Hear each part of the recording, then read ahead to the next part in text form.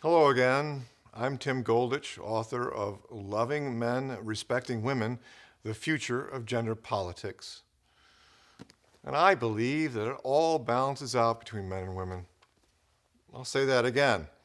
In the benefits enjoyed and the liabilities suffered, and the power and the victimization, the freedoms, the constraints, the good and the bad. It all balances out between woman and man, and it always has. Feminism, however, sees imbalance, an imbalance of power enjoyed by men and an imbalance of victimization suffered by women. So, I'm going to take a look at this so-called patriarchy in two ways, as a feminist and as a masculist, and I'm going to do that through the use of an analogy. I'm going to compare patriarchy with the peacock's tail. So if you're with me on this, let's do it. Straight up, something on which we can all agree, the peacock is resplendent. He struts about accordingly. Comparing the dazzling peacock with the relatively drab peahen, it will seem that the male has the status, the importance, the dominance. We may even become angry with the peacock for hogging all the status.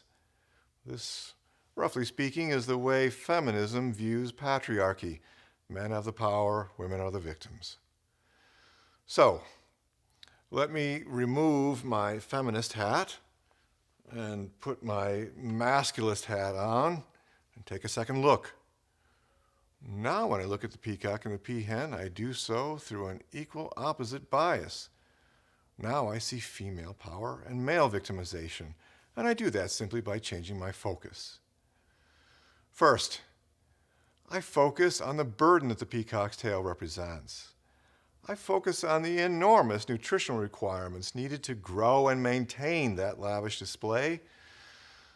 And I note how the bulky tail hinders the dexterity needed to gather that extra nutrition. I note also how the tail slows its escape from the very predators it attracts. In fact, sometimes, as is true in other bird species, the male's bright feathers are actually used to lure predators away from the nesting peahen, in which case the male may sacrifice himself in order to protect the female. Note also how the peahen's drab coloring has now become camouflage that further protects her. Second, I focus on the female influence in the system. Given what a burden the peacock's tail is, I ask, why then does the peacock grow it? And the answer comes back, because the peahen insists on it. And it's true. Studies in peacock farms confirmed the peahen will not mate with a male with anything less than a near perfect tail.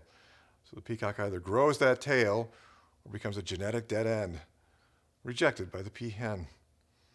It is through the process of female sexual selection that the male evolved that spectacularly extravagant tail in the first place. Adding these truths into the equation, now when we look at the peacock's tail, whether we see male dominance or male subservience becomes a matter of perspective, a matter of which hat we choose to wear. Consider also the burdens of patriarchy, the very high rates of male imprisonment, homelessness, hard hazardous labor, battlefield casualties, the emotional disconnect, the lesser place in parenting, the 8% shorter life expectancy, and 4.5 times higher rate of suicide. Consider also the female influence in the system. If woman has power that sets men everywhere in competition in their efforts to perform, achieve, and succeed their way into having what women in general and beautiful women in particular are empowered to demand of them, if through the process of female sexual selection women bred men to be aggressive, protective providers, then woman is no powerless pawn of the system.